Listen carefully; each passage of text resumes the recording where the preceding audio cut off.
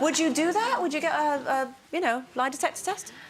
The lady in the front there would. She seems very excited for polka dots. No, because I know they would turn it on me, and I'm the biggest liar in our house, so that would be a problem initially. But also, I think you have to trust your kids. But of course, I'm in that very easy space at the moment where I've got just gone into being 30. They're still nice. And 8. Yeah. So they are telling me the truth. They do burst into tears if they think they've told me lies. Oh, me, I don't want to disappoint you, and I don't want to. So it's easy for me to say that, but maybe, who knows, if 5 years down the line, there's, you know, I think one of my children's big lives have become chaotic, and I'm worried about where they are and what they're doing and who they're hanging out with, and I just feel over and over and over and over, I'm not getting the truth. Well, who knows, I might be pushed to it. It's interesting with the comments, of course, people's sort of gut reaction, mine is the same as yours, you want to trust your children. The thought that you would get a lie detector test, you think, really, have I got to that? But then Kaya says, it's important for parents to be in tune with their children at all times. A secret could be dangerous, and I guess that's what you're saying. I mean, you wouldn't want to do it routinely, but if there was a situation that you felt could potentially be. So do you think a secret is the same them. as a lie, then?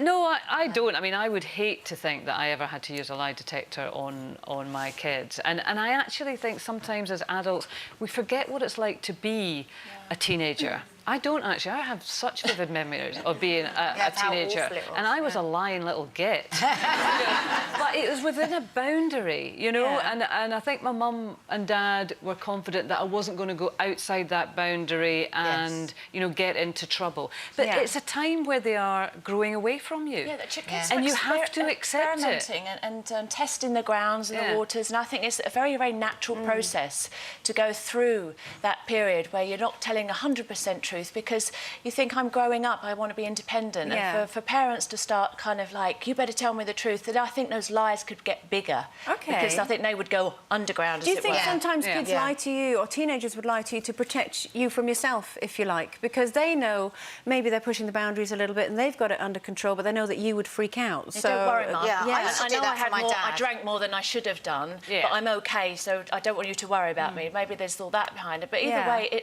we all did it when we were teenagers. That's part of growing up and figuring life out, and let them make their own mistakes. And my parents were really gave us so much trust. We were always allowed to have boys to stay, and they could stay in our room and they could stay in our bed, and when you were a teenager, right the way through teenagers and everything. But there was never a point that they came to, they said, right, that's enough now. No, I had to be newly married before I was allowed that. Me too. My father was really, really strict.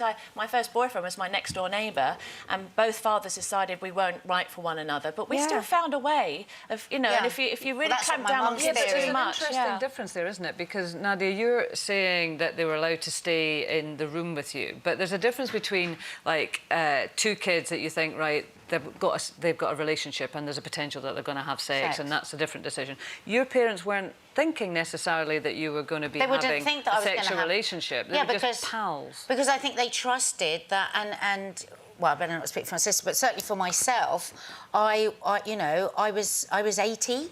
Before I had sex, and that was because I think it was so much. I think that was because I was just I thought I was talking in front of the children. I don't know what she just said. But I think that was because I really picked up from my parents that I wanted it to be with somebody that I really liked, and there wasn't something secret or bad or wrong or dirty or dreadful about it. But also my parents' attitude was, we don't want you lying and going, because at some point young people want to have sex. They want to experiment. And they will find a place and a way to do it. So 14-and-a-half-year-old Maddie comes home and says, right, I want Johnny for us. Why did I choose Johnny? Johnny for a sleepover. She would be allowed to have a sleepover, because I don't think at this time that she's a sexual being. Otherwise, it would be in a car. Yeah, exactly. Well, and I don't know. I mean, I talk to them a lot and say, you know, that it should be with somebody that you know and that you love and that I think that's the important thing again, is that communicator, because it could be about smoking or taking drugs. And if you say, you must never smoke, you must never take drugs, it's for children to experiment. They're going to. So just to be able to open up that conversation and say, you know, the dangers of smoking is this, and the dangers of drinking. But when they're a teenager, Penny, they won't listen to you. But I know. But and also, I'd rather have that open conversation and educate them, and then let them make their decision, rather than saying, if you do... Would you let your boys have girls to stay? I don't know. I don't know. I haven't quite got there yet. 4 and 10. Yeah. We've all got teenagers. You're not far away. Yeah. You're not far away. Yeah. You're 30, you know, when he's 30, 3 years. I do like the girls. But when they're 4, it's kind of all right. But, you I know, think. it's this whole thing, I do think children should have some sort of privacy. When I think back to when I used to write my diary, and I don't know if my mum read my diary. I hope she didn't, because she would have suffered terribly. Did you read it, Mum? Because I was experimenting with all these sort of feelings, and I would just tell blatant lies. To your diary? Yeah, to my diary, because I was being imaginative, I was being creative. I used to read a lot as a child, and all these lives that I was reading about, I wanted to, you know, I am destroyed, let me not breathe again if I should wake this night and feel... And, you know, you could read that as a flat and go, oh, my God. You've not changed much, have you?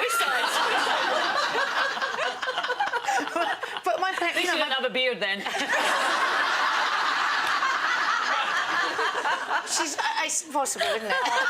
But, you know, if she'd have read that, if she did, she would have been devastated. She'd been worried. She might have taken me to see a between shrink. the lines. And, but I was, you know, creating, and I think there is sometimes creativity in lying. Yeah.